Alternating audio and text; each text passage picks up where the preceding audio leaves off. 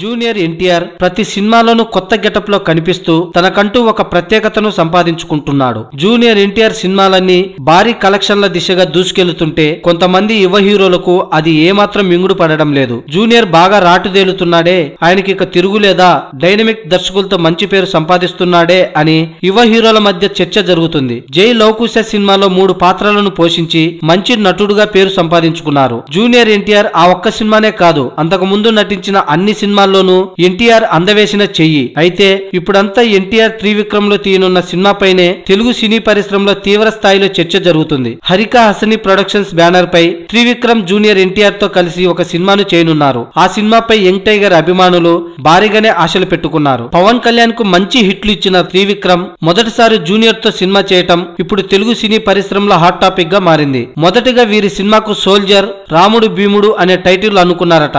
ఈ పేరుతో భారీగానే ఫ్లెక్సీలు కూడా వెలిశాయి. కానీ ఆ తర్వాత సినిమా నిర్మిస్తున్న సంస్థ మాత్రం ఆన్ సైలెంట్ మోడ్ అనే పేరుతో సినిమాను రిజిస్ట్రేషన్ చేయించుకుంది. ఇలాంటి పేరుతో ఎప్పుడు సినిమాలు రాలేదు. అందులోనూ నిశ్శబ్దంగా ఉండడం అనేది టైటిల్. దీనిపై భారీ అంచనాలు ఉండగా యువ హీరోలు మాత్రం వీటిని తలుచుకొని తెగ బాధపడిపోతున్నారట. 2018 దసరా కానుకగా ఈ సినిమా విడుదల కానుంది.